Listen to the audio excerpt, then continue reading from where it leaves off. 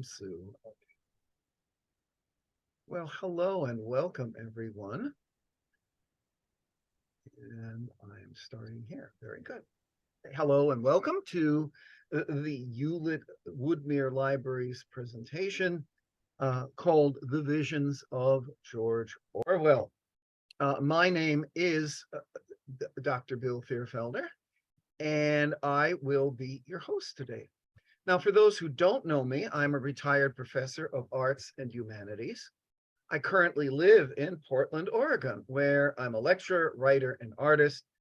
And as you probably just heard us saying, I also return to my hometown of New York City every autumn, sometimes spring too, to continue my work as a docent, a fossil explainer, and a special projects editor at the American Museum of Natural History.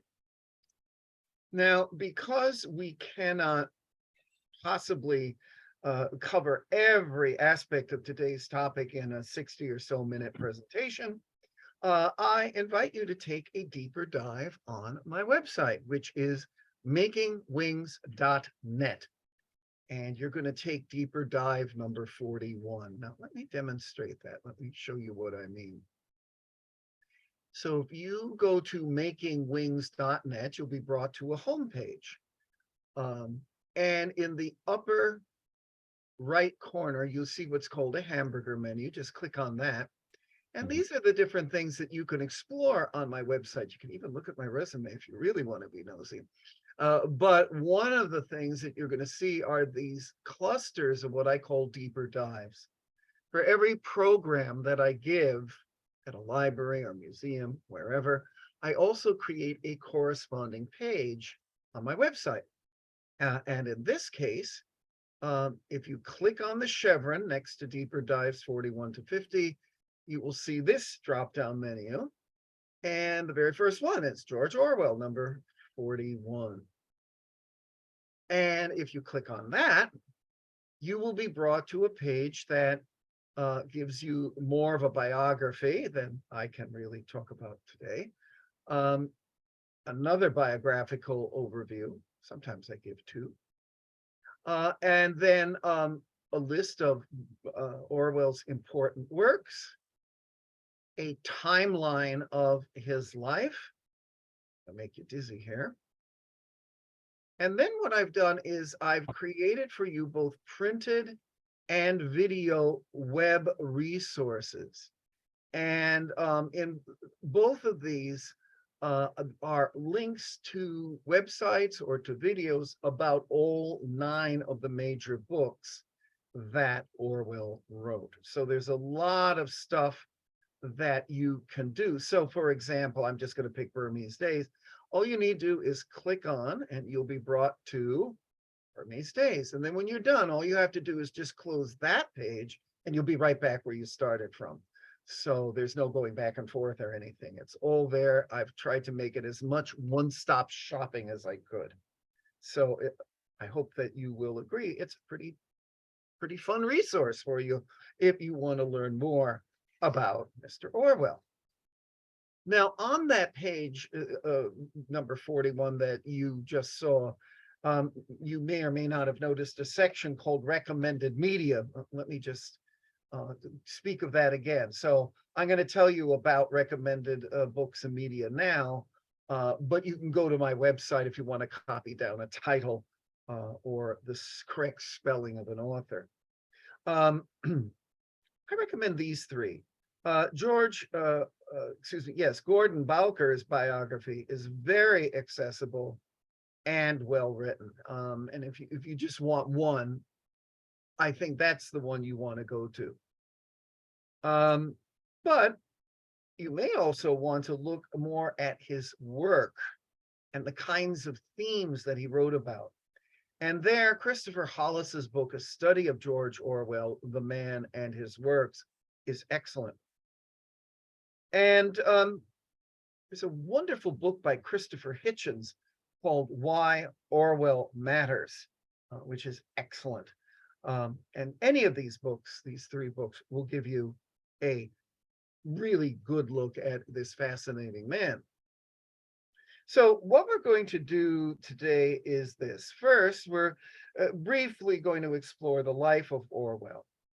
And then we're going to make a quick overview of his published writing. And finally, we're going to end with a slightly more detailed look at his 9 fiction and nonfiction books. And through it all, keep in mind that Orwell remains controversial for some conservative readers and supposedly worthy of being banned in some school districts around our country. And we're going to talk more about that a little later in the program. But yeah, George Orwell is probably one of the most banned writers. And of course, I'm sure if you follow the news, you're just hearing how certain more conservative states are trying to control what is in schools and in libraries, etc. So it's very relevant. And of course, George Orwell himself would have a field day with it because he would probably laughingly say, well, gee, folks, I told you about that in Animal Farm in 1984. But anyway, first, what I'd like to do is a quick rehearsal of Orwell's life.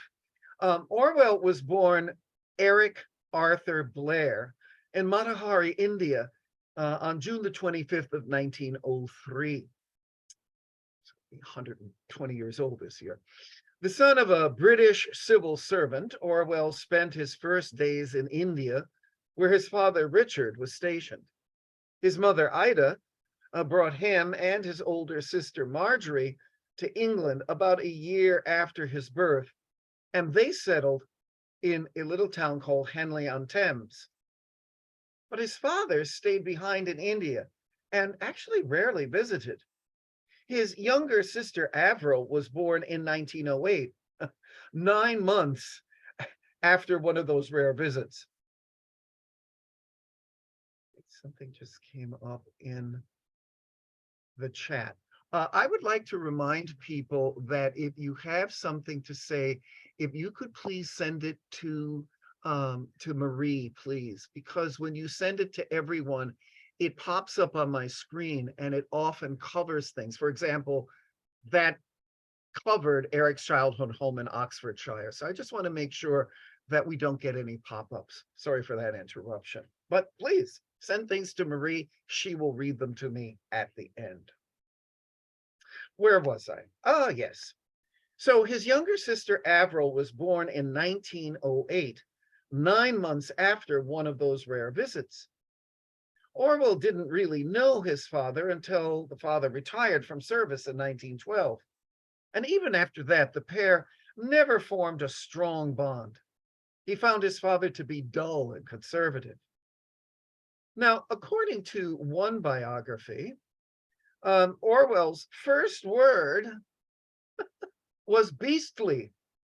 I love it. Not mama, papa, but beastly. He was also a very sickly child, often battling bronchitis and the flu. Unfortunately, would be the thing that did him in very much in his prime. Now, on your screen, you see little Eric with his mother over there on the left. There he is in the middle in 1906. And you see him with his Marjorie and Avril, his 2 sisters over there on the right. Now, Orwell took up writing at an early age, reportedly composing his first poem around 4 years old. He later wrote, "I had the lonely child's habit of making up stories and holding conversations with imaginary persons. And I think from the very start, my literary ambitions were mixed up with the feeling of being isolated and undervalued." Well, one of his first literary successes came at age 11 when he had his first poem published in a local newspaper. Well, like many other boys in England, Orwell was sent to a boarding school. In 1911, he went to St. Cyprian's, you can see it on your screen, in the coastal town of Eastbourne, where he got his first taste of England's class system. On a partial scholarship, Orwell noticed that the school treated the richer students better than the poorer ones. He wasn't popular with his peers because he kept pointing out these things. In books, he found comfort from his difficult situation. In other words, he wasn't from the upper crust. He read works by Rudyard Kipling and H.G. Wells, among others. Orwell won scholarships to two of England's most prominent schools, Wellington and Eton, and briefly attended Wellington before continuing his studies at Eton, where he stayed from 1917 to 1921. Now, the background on your screen is Eton as it looks today, and it's still one of England's premier schools. The great writer and philosopher Aldous Huxley was one of his masters, and it was at Eton that he published his first writing in college periodicals. Instead of matriculating at a university, Orwell decided to follow family tradition, and in 1922, he went to Burma as an assistant district superintendent in the Indian Imperial Police. Well, Orwell's 5-year stint in Burma is often seen as a mournful period of parentally ordained exile.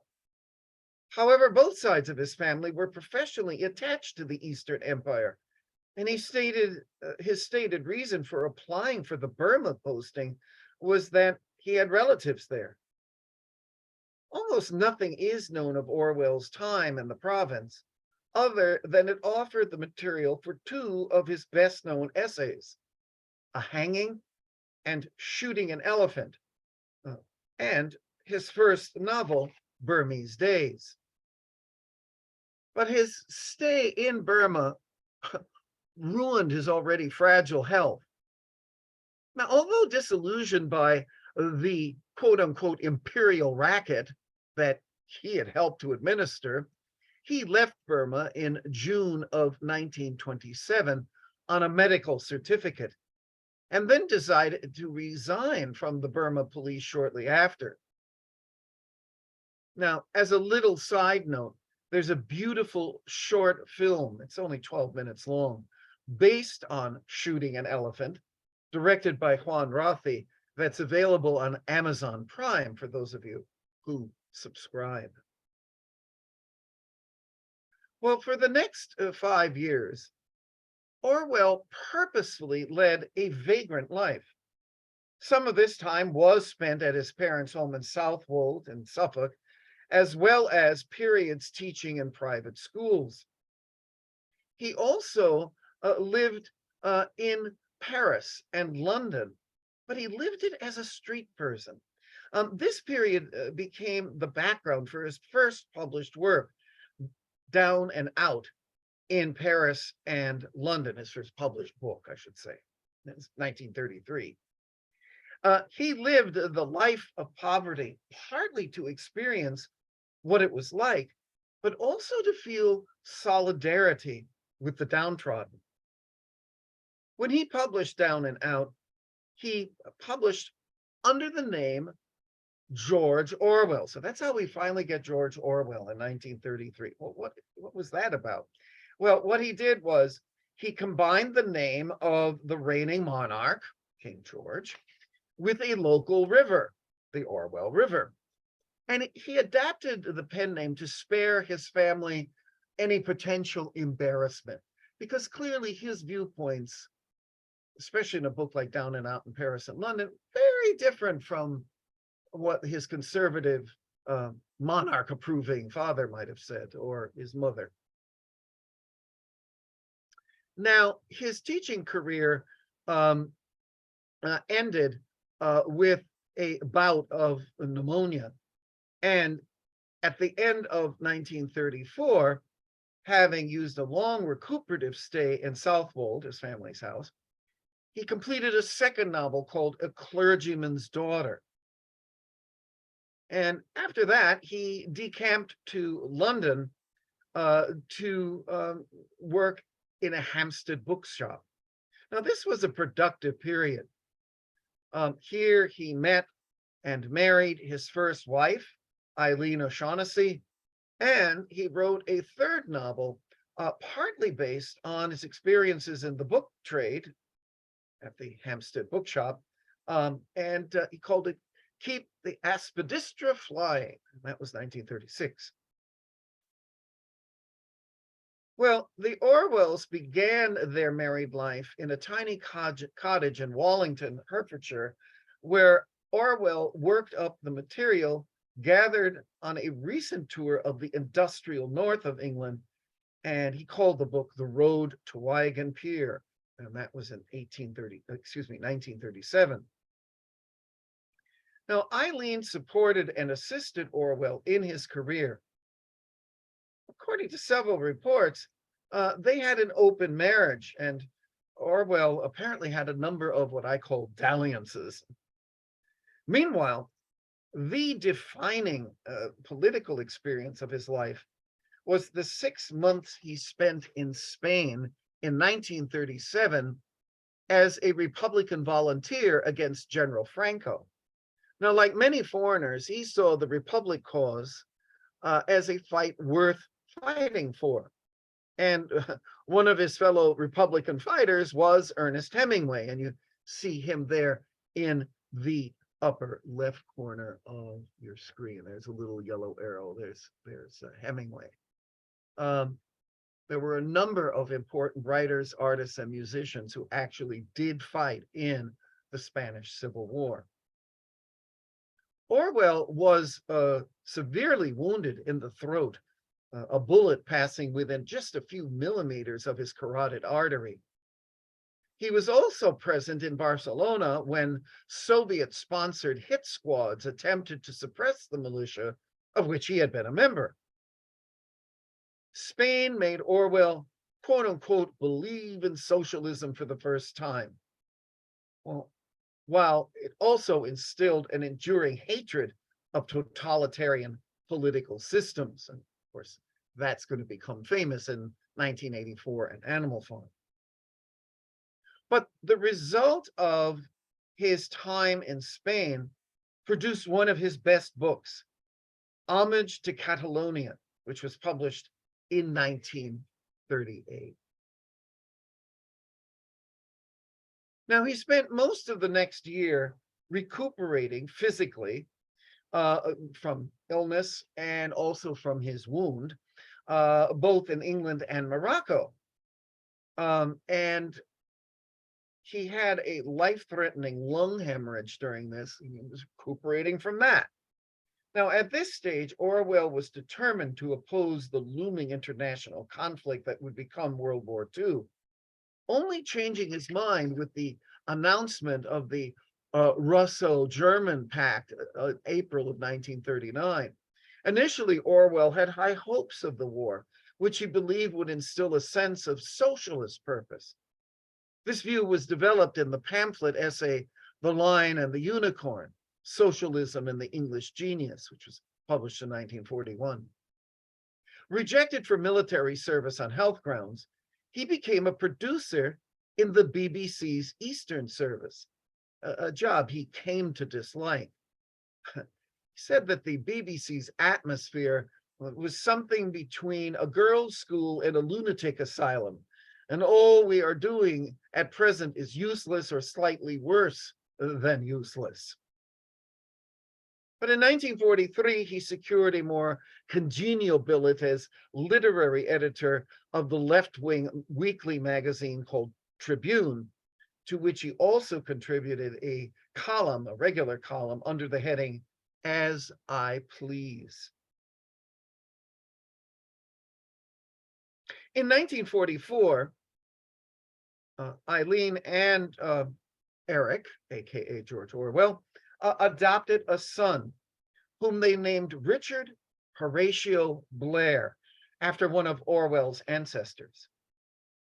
In the same year, 1944, Orwell wrote Animal Farm, his biting satire of the Soviet experiment.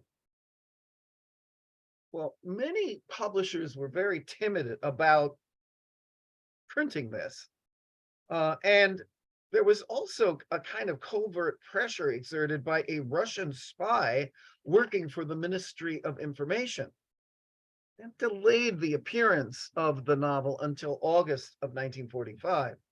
But when it did appear, it was very well received. But by this time, Orwell's personal life was in ruins. 5 months previous to the publication of Animal Farm, his wife Eileen had died of heart failure during a routine operation. Their adopted son, Richard, was then left largely to be raised by Orwell's sister Avril after Eileen's death. But Richard definitely took a hands-on approach. Even though his sister Avril was kind of the main provider for Richard, George Orwell, Eric Blair, definitely participated. In fact, Richard is still with us. He's a retired engineer. He's now 78 years old.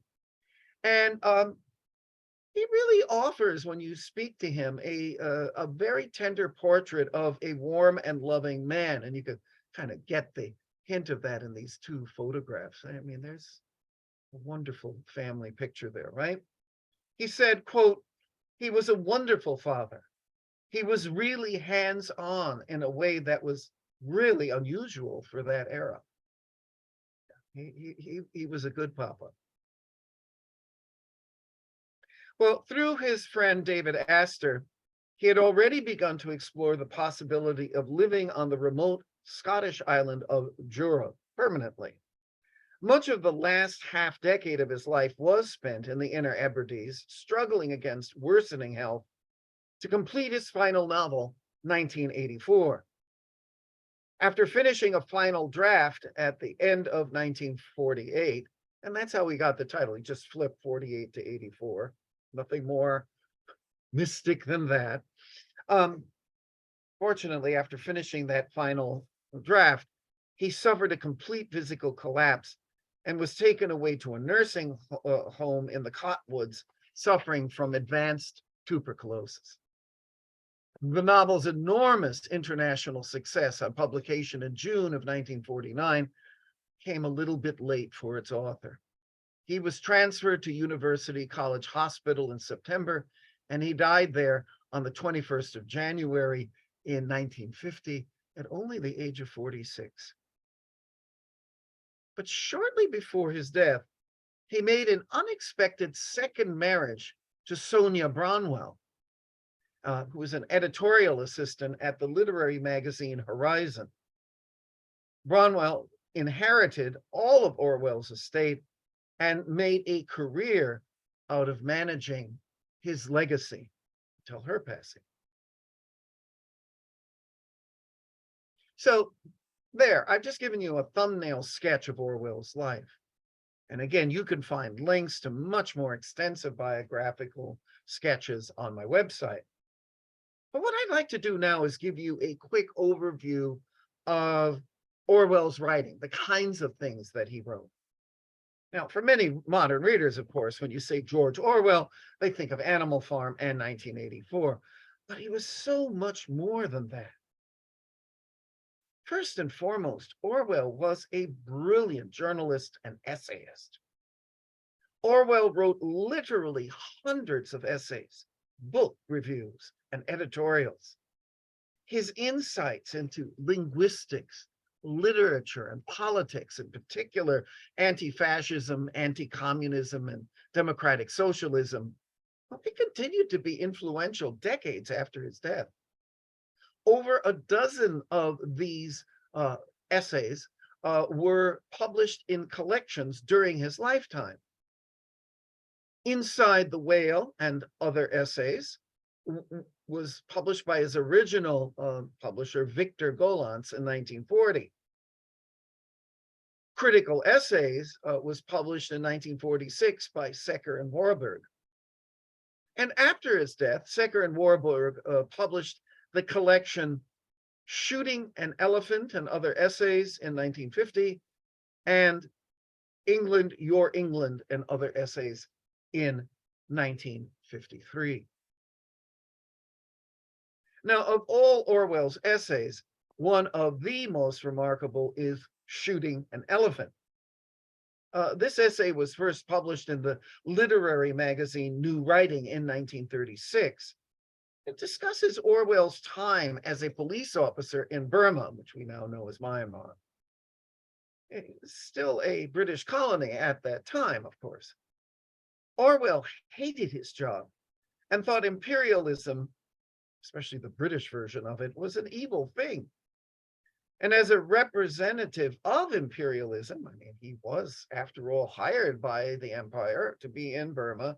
Well, as a result of that, he was disliked by the locals. Well, one day, although he didn't think it necessary, he killed a working elephant in front of a crowd of locals just to, quote unquote, avoid looking like a fool to his co-workers. It was a needless exercise in cruelty that deeply affected him. And he ended up writing this Shooting an Elephant, which is just a remarkable piece. This extraordinary piece of nonfiction narrative was later the title piece in the 1950 collection, which included My Country, Right or Left, How the Poor Die, and Such Were the Joys. Another important essay, Politics and the English Language, originally published in April 1946 in the British literary magazine Horizon, and that's where he met that second wife, is now considered one of Orwell's most important works on style. Orwell believed that ugly and inaccurate use of English enabled oppressive ideology, and that vague or meaningless language was meant to hide the truth. To write well is to be able to think clearly and engage in political discourse. He rallied against cliches, dying metaphors, and pretentious or meaningless language. Here are three of the more famous passages from this remarkable essay. Political language, and with variations, that is still true of all political parties from conservative to anarchists, is designed to make lies sound truthful and murder respectable, and to give an appearance of solidity to pure wind.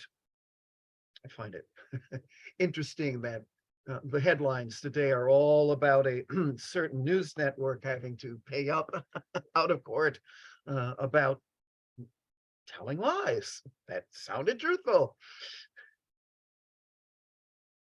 But if thought corrupts language, if thought corrupts language, language can also corrupt thought.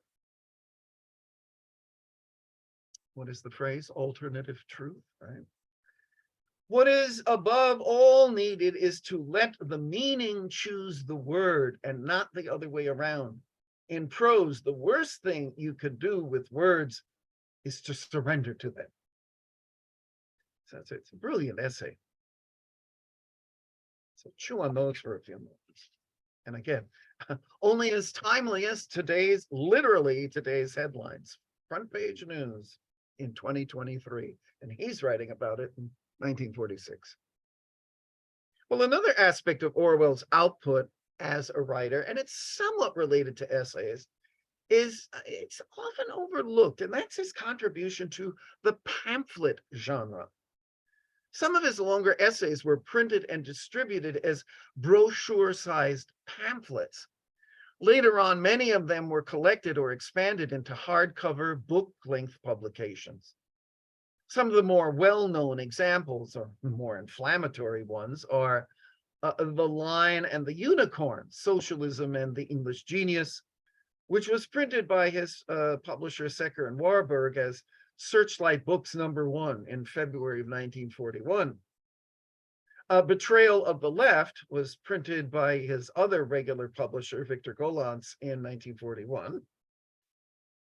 And there are also Victory or Vested Interest, Talking to India, and The English People. See, that popped up on the lower right of your screen, that particular volume. And they were all of those books were published in the 40s. And again, they're all collections, not of his essays, his shorter essays from journals and magazines, but his longer pamphlet essays, all highly political. If I had to make a comparison, he was very much the Bernie Sanders of his day. And that brings us to an important point. As you probably know, the American Library Association promotes Banned Book Week and Banned Book Month every year in September to explore various aspects of censorship and banning here in the United States and elsewhere, very specifically as they relate to school districts and libraries. George Orwell's name appears prominently on most top 10 lists. In many conservative school districts around the country, Orwell is seen as a communist and anti-government and therefore worthy of suppression, challenging, censorship, or outright banning. And at least one school district in the Midwest, and I have this over here on the right of your screen, I like this one. At least one school district in the Midwest said that Orwell was too gloomy for children and therefore should be taken off the library shelves. So that's an interesting reason to ban a book. It's too gloomy. Wonder what they would think of Wuthering Heights, but anyway. Now, another minor but intriguing aspect of Orwell's writing. So we've looked at essays, we've looked at pamphlets. Here's an aspect that a lot of people don't know about, and it's his work as a poet. Now, let's face it, Orwell is not widely known for writing verse, but he did publish several poems that have survived, including many written during his school days. And if you look at a complete bibliography of his work, and I've given you the link to that on my website, you'll see a complete list of his poems, 18 of them. There are 18 surviving poems of various lengths. In October of 2015, Finley publisher for the Orwell Society published George Orwell, The Complete Poetry, and you see that in the lower right of your corner. But on your left of your screen, you have a sample. It's fun, and it's almost a limerick in spirit. When I was young and had no sense and far off Mandalay, I lost my heart to a Burmese girl, as lovely as the day. Her skin was gold, her hair was jet, her teeth were ivory. I said, for 20 silver pieces, maiden, sleep with me.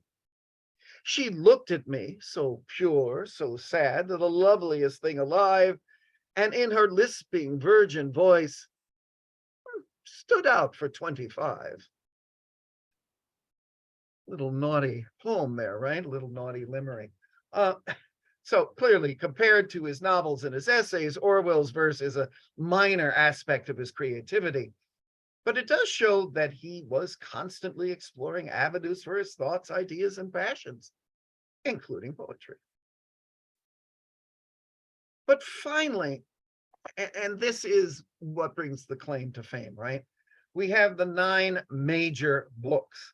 And let me list them along with their publishers and publication dates.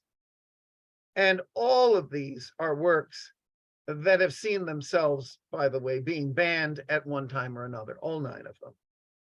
So 6 of the 9 books are novels.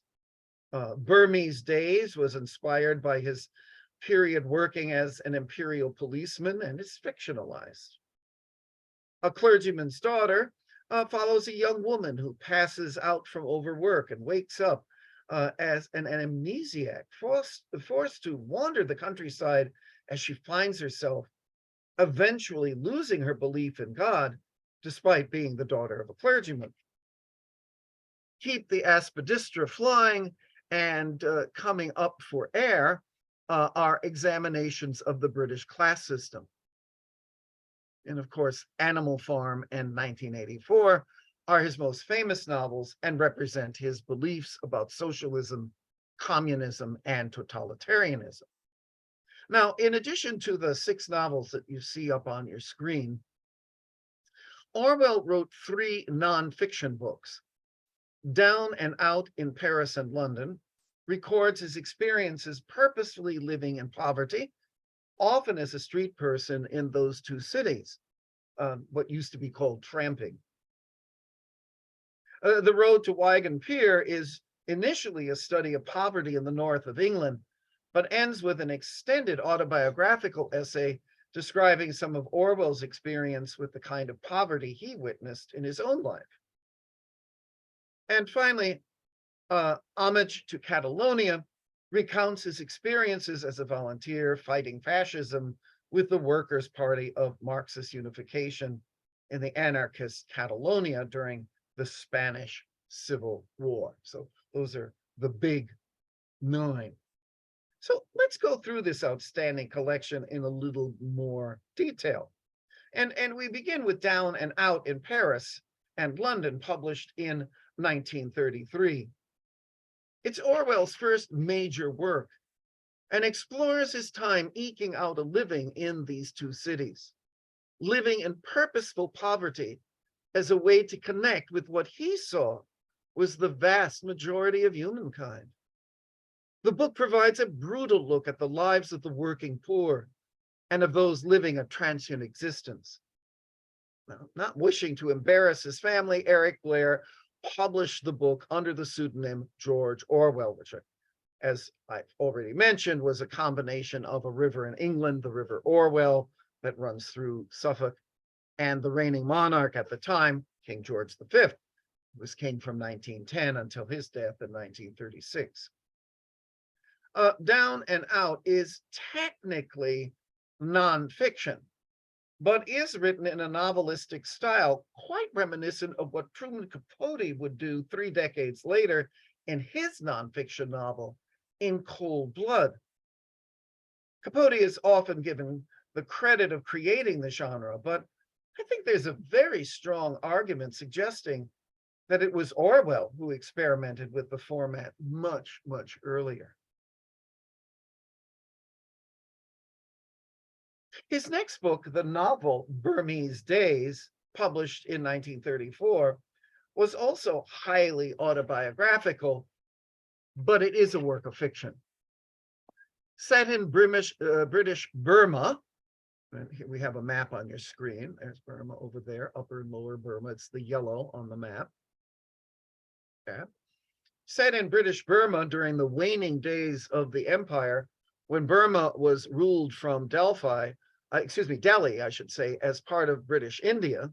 So Burma was kind of a colony of India itself. Okay. The novel serves as a portrait of the dark side of the British Raj. At the center of the novel is John Flory, the lone and lacking individual trapped within a bigger system that is undermining the better side of human nature. The novel describes, quote, both indigenous corruption and imperial bigotry in a society where, after all, natives were natives, interesting, no doubt, but finally an inferior people, unquote. And that's how the Brits felt. They're interesting, but after all, they are inferior, aren't they? Well, in the end, the novel is a brutal account of colonialism, bigotry, and one man's existential dark night of the soul.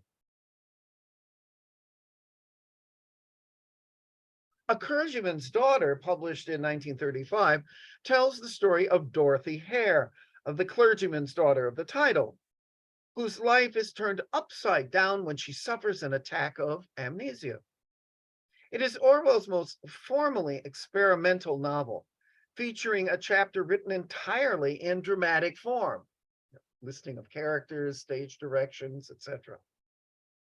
It's very much influenced by experimental novels by Joyce, Gissing, and Proust. But among other things, the novel explores the role of religion and charitable giving.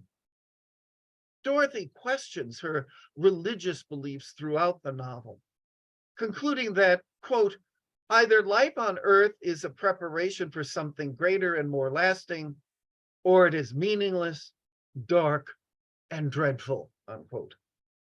Now, for some critics, the novel represents England's spiritual dryness and modernity, and Dorothy's awareness of the quote unquote gap between genuine Christianity and a money worshiping society where only one commandment is respected: thou shalt not lose thy job, unquote.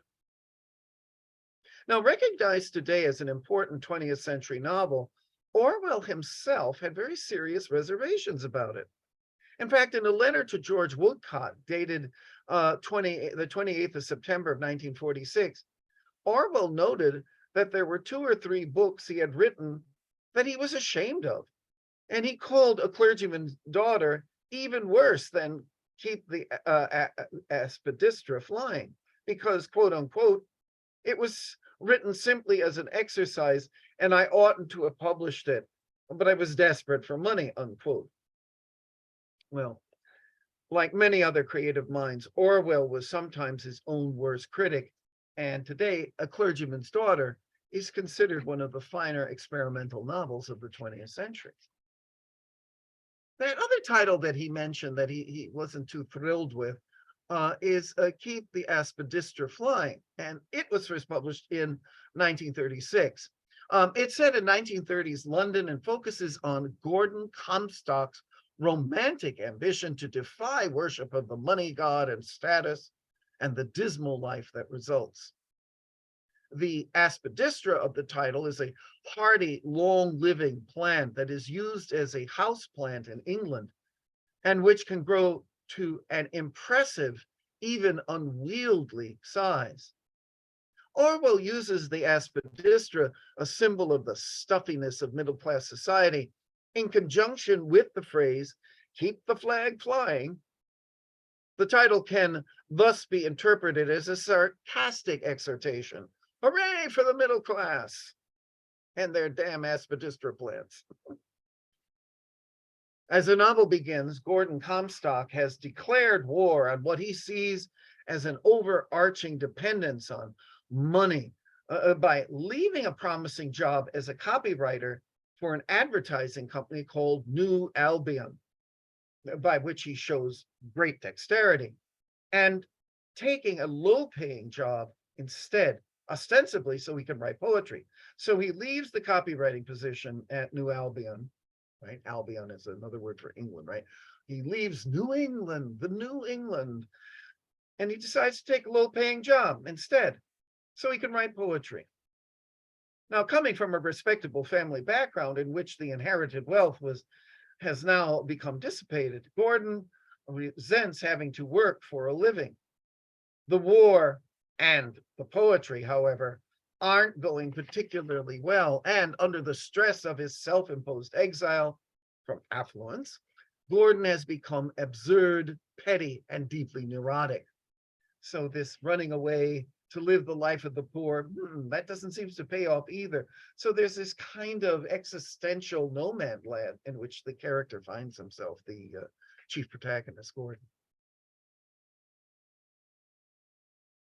The Road to Wigan Pier was first published in 1937. Now, the first half documents Orwell's sociological investigations of the bleak living conditions among the working class in Lancashire and Yorkshire in the industrial north of England, just before World War II. The second half of the book is a long essay on his middle-class upbringing and the development of his political conscience, questioning British attitudes toward socialism. Orwell states plainly that he is in favor of socialism, but feels it necessary to point out reasons why people who would benefit from socialism and should logically support it are in practice likely to be the strongest opponents. Now, you can easily see why such a book promoting socialism, would be provocative in a country where conservative capitalism was not only admired, but promoted by those in power. The book grapples with the social and historical reality of the Great Depression and the suffering of the North in England. Orwell doesn't wish merely to enumerate evils and injustices, but he wants to break through what he regards as middle-class oblivion. Orwell's way to write about this was to immerse himself directly into the experience of misery. In other words, if he's going to write about poverty, he will live his own life of poverty so that his art will be truthful in the most complete sense. So if he wanted to write about the poor people in the North, he lived as a poor person in the North.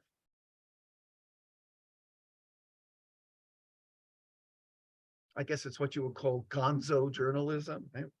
Where you become what you're writing about. Now, Homage to Catalonia, well, there's another book. He went to fight in the war and then he writes about it. So he's living his material. This was published in 1938. And it's George Orwell's personal account of his experiences and observations fighting for the militia of the Republican Army during the Spanish Civil War. That war was one of the defining events of his political outlook and a significant part of what led him to write a decade later what every line of serious right. He wrote this. Okay, I'm going to get my sentence out right here.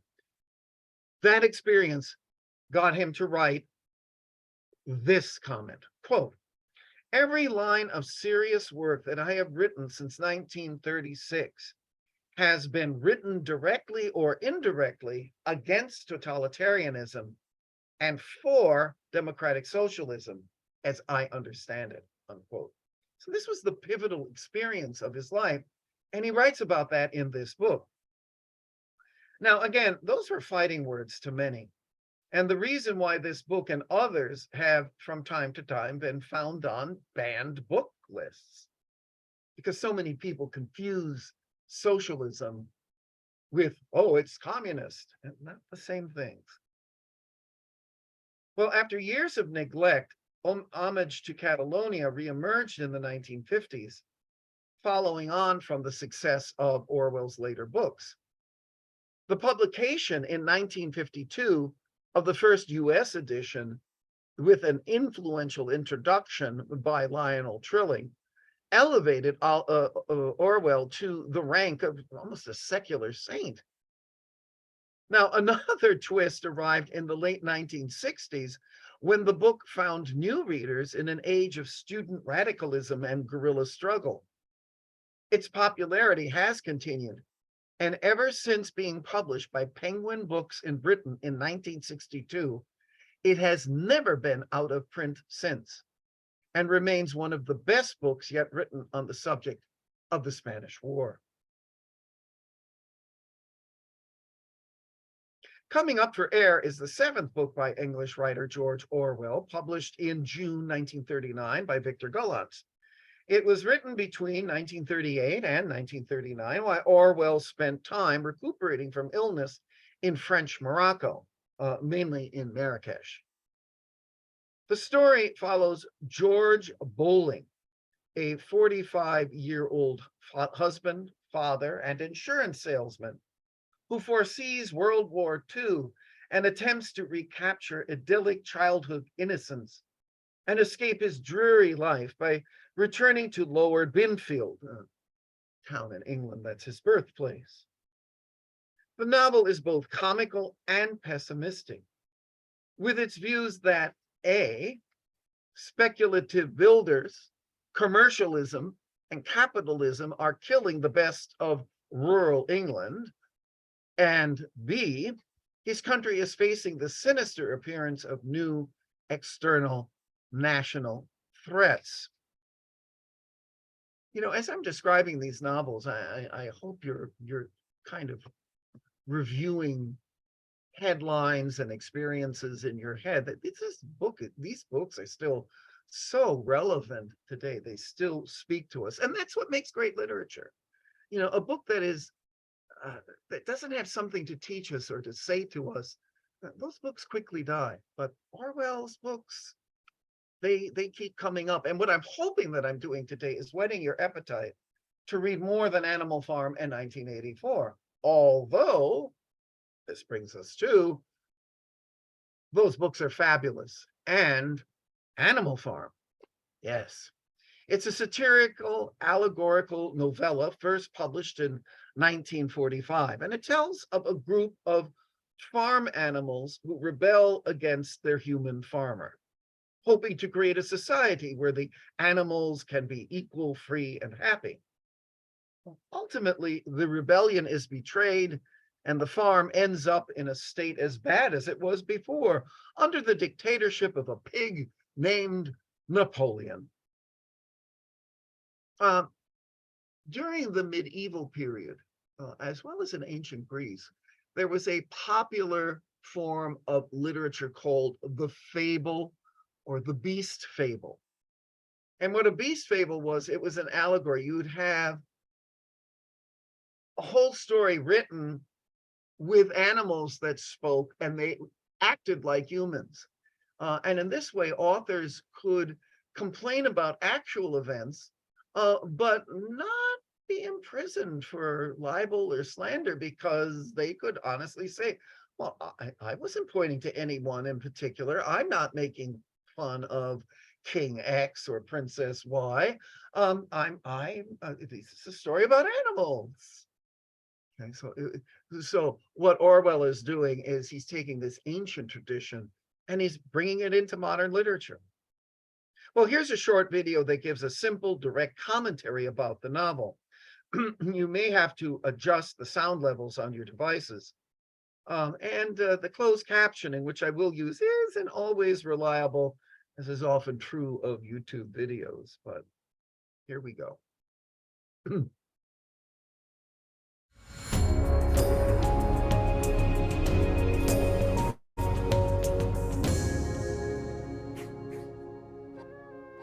Animal Farm is a simple, plainly written tale of animals rising up to take control of their own destiny and run the farm they work for, providing for one another and living off a central doctrine of rules. It's an allegory for not just the Soviet Union and its slight, insidious transformation from communism's high ideals of equality into totalitarian rule by a single dictator and his chief propagandist, but also for the challenges of self-governance and the perils of government people face all around the world. To understand the nature of Animal Farm, let's first look at George Orwell, the author. Orwell is the pen name for Eric Arthur Blair, born June 25, 1903, to British parents in India. He served with the Imperial Indian Police in Burma. He fought in the Spanish Civil War and was a World War II correspondent for the BBC. His first-hand experiences of class struggles and inequalities of everyday life in England informed the writing of Animal Farm. Now, the structure of Animal Farm parallels the Russian Revolution. It's satire, using animals and their names and actions as embellished, heightened versions of reality. At the very beginning, Old Major, an idealistic Boer, introduces ideas he's envisioned about animal rebellion and self-rule, teaching the other animals the song Beasts of England and helping to establish a sense of camaraderie. The animals rebel against their drunken, neglectful farmer, Mr. Jones, and take over his farm. At the Battle of Cowshed, the animals defend their farm from humans for the first time. Pigs, Snowball, and Napoleon, the main characters of Animal Farm, compete for leadership. Napoleon ends up expelling Snowball, using a combination of propaganda, expertly delivered by Squealer, his mouthpiece, and poorly educating the other animals, slowly eroding Snowball's legacy, turning him from real brave hero to imaginary scapegoat villain. Napoleon imposes his will on the other animals, making them work harder and harder for less and less, while he and his close circle of pigs live more and more extravagantly and increasingly detached from the community. He orders the construction of a windmill, which had been Snowball's idea he had once fiercely opposed. Napoleon oversees collusion with humans, the animals' sworn enemies, for supplies. The animals defend their farm against a farmer, Frederick, and his attack, but their windmill is destroyed in the process. Boxer, the noble idealist workhorse so responsible for much of the farm's success, is sent away to slaughter, and the animals are lied to about what happened to him. By the end of Animal Farm, time has passed, and the original guiding document the animals lived by has been modified to a single commandment. All animals are equal, but some animals are more equal than others. Pigs walk on 2 legs and are the only animals educated. Animal Farm's ending is a party scene. The other animals on the farm observe from the outside, where pigs and humans gather together to toast their exploitation of the other working creatures on the farm. The animals looking in through the windows can no longer tell humans apart from pigs. Animal Farm is rife with important symbols. The animals' names are representative of their actions or power positions. Things like milk and apples, the windmill, and even Old Major's skull represent, respectively, riches and material wealth, labor, and the history of the Soviet Union. Vladimir Lenin's body was put on display after his death. So too was Old Major's skull canonized as the founding idealist leader of the revolution.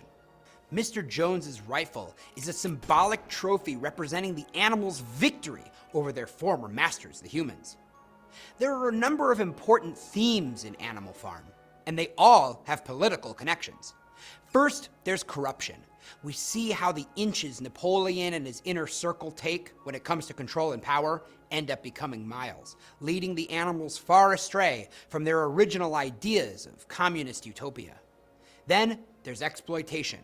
Throughout Animal Farm, we see how the working class is exploited by ruling elites to provide for their aristocratic needs.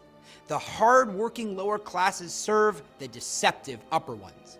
In fact, deception is its own theme, and we see how Napoleon and Squealer bend history to better suit their needs, suppressing education while fear-mongering creates a culture of deception that allows for the rise of a dictator. On the other hand, the theme of idealism is an important one too, especially at the beginning. Dreams of equality and legends of animal bravery set the stage for a revolution underscored by good intentions. Lastly, there's apathy, an important theme for understanding how dictatorships take place.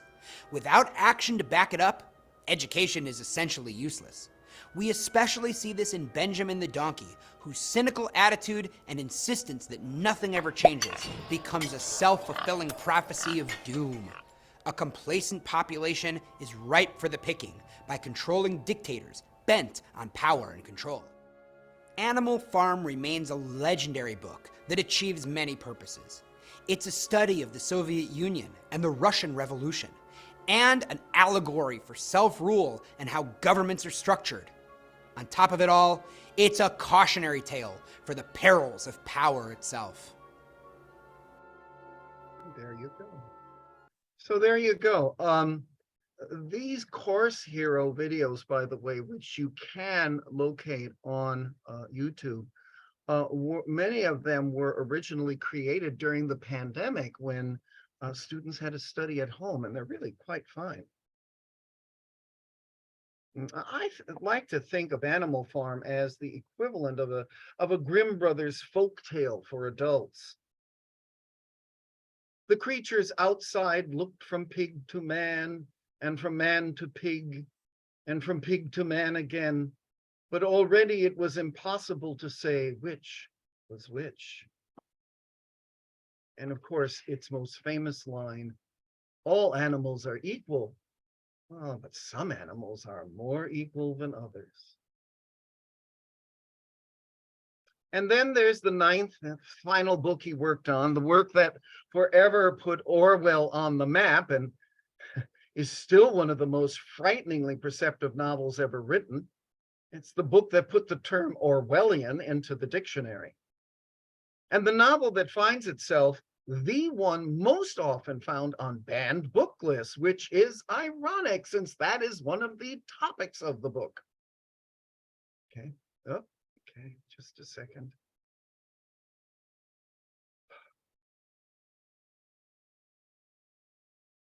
Okay, someone just popped up on the screen and it kind of covered my screen. Yes, if you could please just send the messages directly to Marie, that would really be helpful. So let me find my place again. Where was I? The novel finds itself the one that is most often found on banned book lists. Usually because of its nonstop pessimism and cynicism, but also because the book seems to say, hey, this is the way life is these days. And of course, it's frighteningly real. But it is probably one of the most banned books on the American Library Association's lists of banned books. So let's just say it. 1984 is Orwell's masterpiece. It's the culmination of years of thought and life experience. It was published in the late stages of his battle with tuberculosis and a mere 7 months before his death. Now, at first, the novel's bleak vision of the world divided into 3 oppressive nations stirred up controversy among many reviewers who found this fictional future too depressing. Yet it has remained one of the most widely read novels of the past 100 years. And in frightening ways, it's more relevant than ever.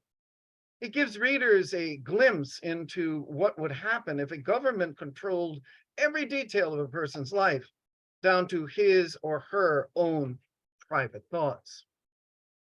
So I'd like to do the same as I did for Animal Farm. Let's look at this short video summary and analysis to give you a sense of this extraordinary work. And once again, you may have to adjust the sound on your devices. And once again, beware of YouTube closed captioning.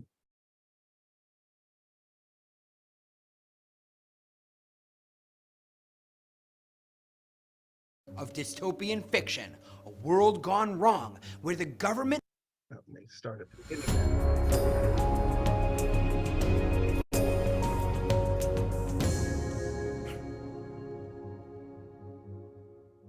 1984 is a legendary work of dystopian fiction, a world gone wrong, where the government watches everything citizens say and do, controlling information, memory, and identity itself. It's a cautionary tale about totalitarianism and the terrible drawbacks of surveillance technology. Written by famed novelist George Orwell and published in 1949, 1984 and its themes, symbols, and context continues to resonate with readers today. Orwell is the pen name of Eric Arthur Blair, born in 1903 to a colonialist British family who eventually earned a position as a member of the Indian Imperial Police and later lived in England's working-class slums. His experiences with marginalized peoples informed his political beliefs that skewed towards revolutionary socialism. And after fighting in the Spanish Civil War and seeing the devastating power of Joseph Stalin's dictatorship in Russia, he wrote imaginative books that underscored critical themes about power, corruption, society, and government. 1984, Orwell's last book was a sensation when it was first published and earned widespread critical acclaim. Orwell only lived 7 months after its release, passing away in 1950. In the introduction of 1984, we meet Winston Smith, who lives in a London controlled by Big Brother, a representative figure of the party, one that watches all its citizens closely, ruling them with an iron fist. London is run down, rife with shortages, and life is micromanaged to the point where it's nearly impossible for one to think for themselves. Winston commits thought crimes by writing in a diary about his day-to-day life, and during the rising action, he falls in love with a dark-haired girl he encounters where he works at the Ministry of Truth, Julia. Julia tells Winston she loves him, and the two begin a sexual relationship, a forbidden act of rebellion, and they make love often in a room above a shop Winston rents for Mr. Charrington. Winston and Julia believe they are free from Big Brother's omnipresent gaze, and they plot to join a rumored revolutionary movement, the Brotherhood. O'Brien, a co-worker and party higher-up who Winston admires, invites Winston to his flat to loan him a book, and there, Winston and Julia join the Brotherhood. However, Mr. Charrington arrests Winston and Julia in their secret room. It turns out both he and O'Brien are members of the Thought Police, and Winston and Julia are thrown in jail. During 1984's climax, O'Brien tortures Winston with rats, which Winston fears, in the Ministry of Love, and Winston betrays Julia. In the falling action and tragic resolution of 1984, Winston and Julia meet in London without feelings for each other. Winston doesn't care about the truth. He actively embraces the notion that 2 + 2 = 5 and no longer believes in rebellion and logic, instead loving Big Brother. Themes like class struggle, freedom versus oppression, fear and hate as means of control, and individual thought versus mind control are all represented throughout the narrative of 1984 through important symbols like Big Brother and revolutionary figure Emmanuel Goldstein, who may not actually be people. The telescreen that's always running, watching the watcher. Newspeak and the memory hole, changes to language and memory themselves to foster groupthink and keep the individual from understanding knowledge and even fact itself. The equation 2 + 2 = 5, representing the truth being what the party wants it to be, whether it's, well, true or not. A glass paperweight whose fragile beauty and embedded coral speak to the deep love and shattering of Winston and Julia's relationship. A boot stomping a human face, the representation of the party's totalitarianism and brutal oppression of its people, stamping out even their natural urges and instincts. And the rented room and singing prole woman, a metaphor for the entire dystopian world Winston and Julia inhabit, one where no one can be trusted. 1984's context is central to the imagined world of the future Orwell created. A response to Stalin and Hitler's absolute power in which reality was manipulated through erasing history, details, and actual people. 1984 is a cautionary tale about how even democracies and free-thinking societies can collapse into the sinister hands of brutal regimes that care only about power. George Orwell believed in socialism and used his novels, especially 1984 and his earlier work Animal Farm, to paint pictures of how power can be corrupted and manipulated to destroy all that is good about people and their talents for self-rule and self-directed learning. Because of 1984, new words entered the English-speaking canon, and Orwellian became a term synonymous with dystopia itself. George Orwell's background as someone who understood oppressed people and saw the effect of totalitarianism on revolutionary ideals make 1984 a window to a worst-case scenario world that always seems to be just around the corner when technology and surveillance meet individuals or parties who hunger for power and control.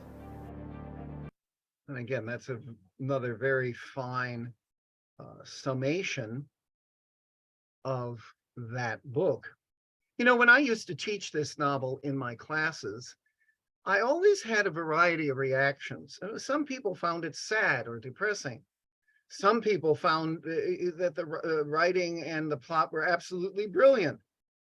But no matter how people felt about it, one thing they all agreed, they all thought it was one of the most worthwhile books they had ever read. And if you haven't read it, I truly recommend it. So let's end with a few quotes that I think give you the real flavor for Orwell's thinking. This is from 1984. The Ministry of Peace concerns itself with war, the Ministry of Truth with lies, the Ministry of Love with torture, and the Ministry of Plenty with starvation. These contradictions are not accidental, nor do they result from ordinary hypocrisy. They are deliberate exercises in doublethink. Power is not a means, it is an end. One does not establish a dictatorship in order to safeguard a revolution. One makes the revolution in order to establish the dictatorship. The object of persecution is persecution. The object of torture is torture. The object of power is power. If liberty means anything at all, it means the right to tell people what they do not want to hear.